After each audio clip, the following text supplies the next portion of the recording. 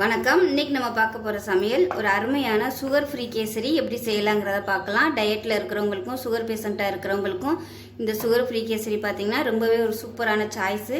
Taste வந்து நார்மலாக இருக்கும், வித்தியாசமே இருக்காது. வாங்க எப்படி செய்யலாங்கிறத பார்க்கலாம். கடாய் எடுத்துக்கலாம். இதில் பார்த்திங்கன்னா 1 டேபிள் ஸ்பூனுக்கு ரீஃபைண்ட் ஆயில் சேர்த்துக்கலாம். 1 டேபிள் ஸ்பூன் நெய் சேர்த்துக்கலாம். முந்திரி பருப்பும் கிஸ்மிஸ் பழமும் நல்லா வறுபட்டுருச்சு. இதை வேறு பிளேட்டுக்கு மாற்றிக்கலாம். இப்போ அதே கடாயில் 50 கிராம் அளவுக்கு ரவை எடுத்திருக்கேன். இது வந்து வறுக்காத ரவை, அதனால் வறுத்துக்கலாம். நல்லா வறுக்கணும், அப்போ தான் கேசரி வந்து நல்லா இருக்கும். வறுத்த ரவையாக இருந்தாலும் வறுக்காத ரவையாக இருந்தாலும் நம்ம கொஞ்சம் நல்லா வறுத்துக்கிட்டோம்னா நல்லாயிருக்கும். இப்போ இதில் நான் வந்து இன்னும் கொஞ்சம் நெய் சேர்த்துக்கிறேன். 1/4 டேபிள் ஸ்பூன் அளவு நெய் சேர்த்துருக்கேன். இதை நல்லா வறுத்துக்கலாம். ரவை நல்லா வறுபட்டுருச்சு. இதை வேறு பிளேட்டுக்கு மாற்றிக்கலாம். இப்போ நம்ம எந்த கப்பில் ரவை எடுத்தோமோ அதே கப்பில் ஒரு 3 கப் அளவுக்கு தண்ணி சேர்த்துக்கலாம். இப்போ 3 கப்பு தண்ணி சேர்த்தாச்சு. தண்ணி கொதிக்கட்டும். இப்போ இதில் கொஞ்சமாக கேசரி கலர் சேர்த்துக்கலாம்.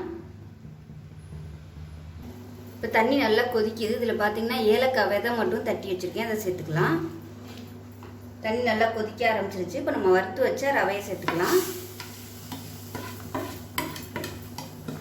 சேர்த்துட்டு நல்லா கிளறி விட்டுக்கோங்க. நல்லா வறுத்துட்டோம்னா கெட்டிப்படாது.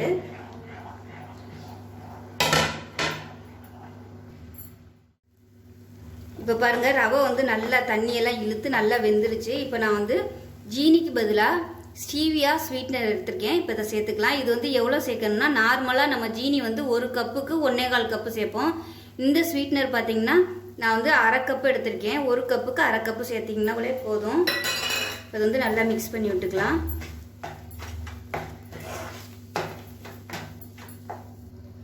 இப்போ பாருங்கள், நார்மலாக நம்ம ஜீனி சேர்த்தோம்னா அப்படியே இலக்கம் கொடுத்து வரும் கேசரி. அதே மாதிரியே பாருங்கள் நல்லா இலக்கம் கொடுத்து வருது. இப்போ இந்த ஸ்டேஜில் விருப்பப்பட்டால் நீங்கள் வந்து நெய் சேர்த்துக்கலாம்.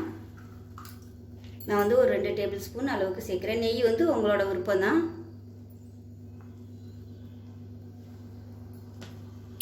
சேர்த்துட்டு நல்லா மிக்ஸ் பண்ணி விட்டுக்கலாம். அடுப்பு வந்து மீடியமாக வச்சுக்கோங்க. இப்போ வந்து நம்ம வறுத்து வச்ச முந்திரி பருப்பு கிஸ்மிஸ் பழத்தை வந்து சேர்த்துக்கலாம். சேர்த்துட்டு மிக்ஸ் பண்ணிடலாம். அவ்வளோதான். அடுப்பு வந்து அமர்த்திடலாம். ரொம்ப கெட்டியாக இருக்கிற மாதிரி கிளறினீங்கன்னா அப்படியே உங்களுக்கு ஆறுனதும் ரொம்ப கெட்டியாயிரும். இலக்கமாக இருக்கையிலே அமர்த்திக்கிட்டிங்கன்னா சூப்பராக இருக்கும்.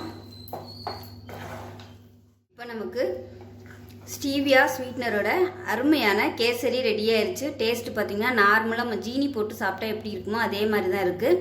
ஸோ சுகர் பேஷண்ட்டாக இருக்கிறவங்களுக்குலாம் இது வந்து ஒரு நல்ல சாய்ஸ்னே சொல்லலாம். டேஸ்ட் நல்லா அட்டகாசமாக இருக்கும். வெயிட் லாஸ் பண்ணுறவங்களுக்கும் இது சூப்பரான சாய்ஸு. இந்த ப்ராடக்டோட லிங்க் பார்த்திங்கன்னா நான் வந்து கீழே டிஸ்கிரிப்ஷனில் கொடுக்குறேன். இதை பற்றின ரிவ்யூ வந்து ஏற்கனவே நான் போட்டிருக்கேன். இதை வச்சு ஹெல்த் மிக்ஸும் நான் வந்து யூஸ் பண்ணி காமிச்சிருக்கேன். பிடிச்சிருந்தா அந்த வீடியோவையும் போய் பாருங்கள். இப்போ அவ்வளோதான், அருமையான கேசரி ரெடி ஆயிடுச்சு. வீடியோ பிடிச்சிச்சுன்னா லைக் பண்ணுங்கள், கமெண்ட் பண்ணுங்கள், சேனலை சப்ஸ்கிரைப் பண்ணுங்கள், பக்கத்தில் உள்ள பெல் பட்டனையும் ப்ரெஸ் பண்ணுங்கள். நன்றி.